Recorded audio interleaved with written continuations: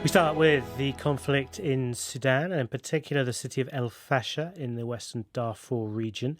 Ongoing clashes there have claimed at least 85 lives and injured 600 more. That's according to the charity Médecins Sans Frontières. El Fasher in Darfur is the last major urban centre in that region, still under the Sudanese army's control. The rest is in the hands of the Rapid Support Forces, a paramilitary group which has been fighting against the military for more than a year now. Well, Relief International is one of the few organisations still able to operate in the region, and we can speak now to Kashif Shafique, the country's Sudan Director, on the line to Nairobi. Welcome to the programme. What are your teams in El Fasher telling you? Thank you, James. Our teams in Al Fisher tell us that fighting has gotten worse. And as you mentioned, the figure about 80 plus and over 600 injured, many people have had to leave the homes and hospitals are overwhelmed.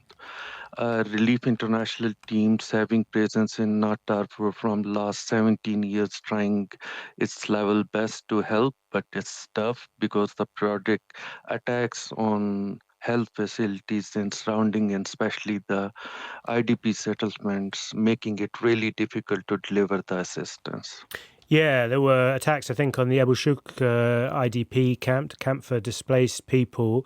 I haven't been there for many years, but it's almost part of El Fasher, isn't it? It's sort of not a sort of camp on the outskirts of the town. It's very much part of the city as the city has expanded over decades of fighting. So I suppose almost everywhere in El Fasher feels at risk right now.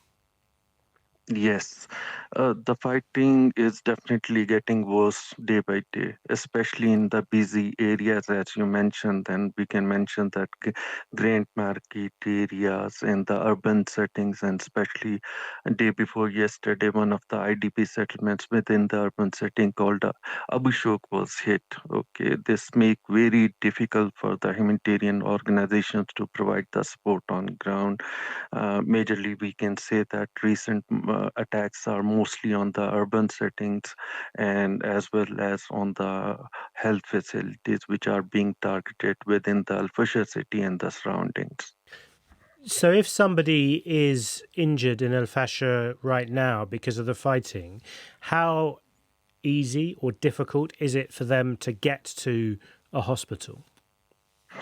You know, the thing is that we need to see the overall outlook of the health facility structure in Al Fasher. Right now, the Southern Hospital, which is having around the capacity of 80 people to treat, where they are treating more than 300. Okay, and specifically, if for example in one location if anyone got injured, then he need to wait for to stop the fight so they can medevac the patient to the nearest health facilities. Right now the health facilities are overwhelmed. On the secondary level, on the primary level, Relief International teams are providing their best to treat the trauma care and the injuries, but it's getting difficult for the IDPs in the local settlements to reach to these health facilities, and they are more relying on to the nearby facilities. What sort of injuries are you treating? So we are treating in our health facility the minor, and plus we are providing the referral support to refer the critical cases to the southern hospitals. But I mean, are we talking about gunshot wounds? Are we talking about.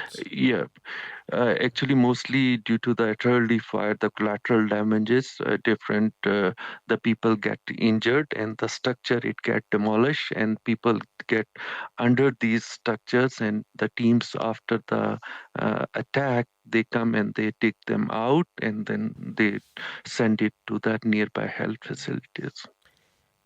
And you've mentioned the attacks on medical facilities. Presumably, your staff are operating in increasingly and extremely difficult and scary circumstances right now. Yes, obviously our teams they're working in Abu Shok, Salam, Zamzam camp, and whenever fights start erupted, they need to take the shelter, the minimum protection we have in within the health facility. They need to hide out for some time until the attacks stop, and then again they come back and start resuming the services. What about things like food and fuel and basic supplies? What's the situation with all that right now? You know that Al-Fasher city is completely surrounded.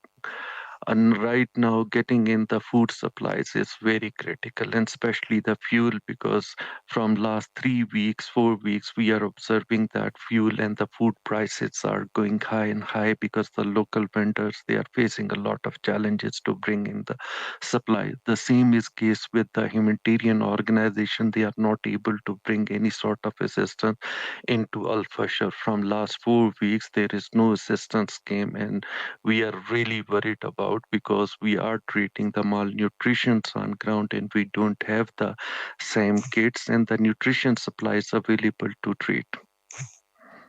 I've heard some reports of already people dying of hunger in camps in Darfur. Can you confirm that? So, as per our observation, the hunger problem is getting worse because of the fighting, and specifically because the food supplies and nutrition supplies are not able to reach in the town. And like us, we do have the supplies available for only 1 month, and we doubt if we are not able to get the additional supplies to treat the malnutrition, then there will be a definite cases of hunger and malnutrition, and the famine will be definite. Kashif Shafique, Sudan Country Director for Relief International, thank you very much indeed. Maeli in Oslo sent a message saying what's happening in Darfur is a humanitarian tragedy. I urge both generals to look to the future of the country and its people.